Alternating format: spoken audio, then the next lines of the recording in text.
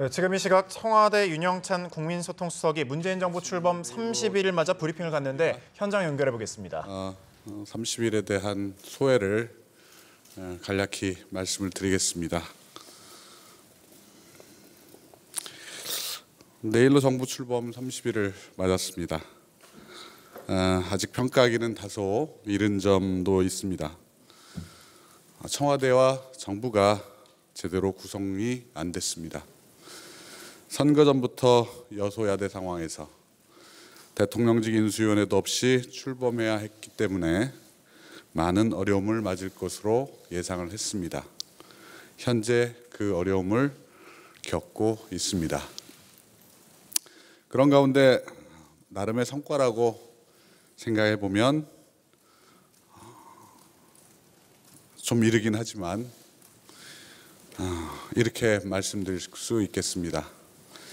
이게 나라냐고 물으면 촛불 들었던 국민께 답하기 위해 노력했습니다. 국민이 주인인 나라, 나라다운 나라로 가야 한다는 목적의식은 분명합니다. 그런 국정 철학에 터잡아 권위주의를 타파하고 국민의 눈높이에서 소통하기 위해 노력했습니다. 기존 관행을 타파하는 등 새로운 분위기를 만들려고 했습니다. 문재인 대통령은 첫 인사를 발표하느라 직접 기자회견장에 섰습니다. 국민과 수시로 소통하는 대통령이 되어 주요 사안을 대통령이 직접 언론에 브리핑하는 대통령이 되겠다는 약속을 지키기 위해서였습니다. 이러한 대통령의 직접 브리핑은 두 차례 더 진행되었습니다. 문 대통령은 취임 후 일자리위원회를 설치하라고 첫 업무 지시를 내렸습니다.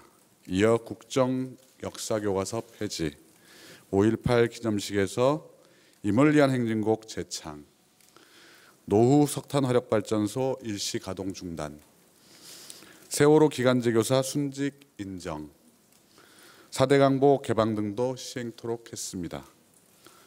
시급해 손 놓고 있을 수 없거나 결단이 필요한 문제들이었습니다. 국민들과 눈 맞추고 국민의 아픔을 껴안고 눈물을 닦아주는 대통령, 문 대통령 관심사의 시작이자 끝입니다. 5.18 민주화운동 기념식에서 문 대통령은 아버지를 잃은 유족에게 어깨를 내주고 함께 울었습니다. 현충이라는 산업화와 민주화 사이에 화해할 수 없는 간극을 애국이라는 키워드로 온전히 해소하고자 했습니다.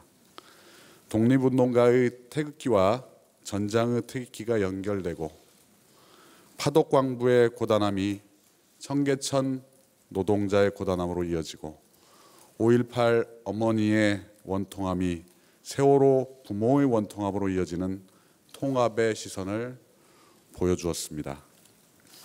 화재 현장에 투입돼 주민을 탈출시키다 부상당하고 받은 성금도 학교 발전 기금에 넣느라 신혼여행을 못 간 소방관이 있었습니다. 문 대통령은 그에게 대통령으로서 명령을 내리는데 신혼여행을 가시라고 말했습니다. 일자리를 얻지 못해 힘겨워하는 청년과 여성 노인분들의 한숨을 조금이라도 덜어드리려고 했습니다. 일자리 추경은 오롯이 그를 위해 편성하는 것입니다. 이를 지속시키고 발전시켜 나가는 게 문재인 정부가 기꺼이 짊어질 소명입니다. 문재인 정부는 낮은 사람, 겸손한 권력이 되어 가장 강력한 나라를 만들 것입니다. 회피하지도 우회하지도 않고 뚜벅뚜벅 걷겠습니다. 감사합니다. 네, 이상 브리핑을 마치겠습니다.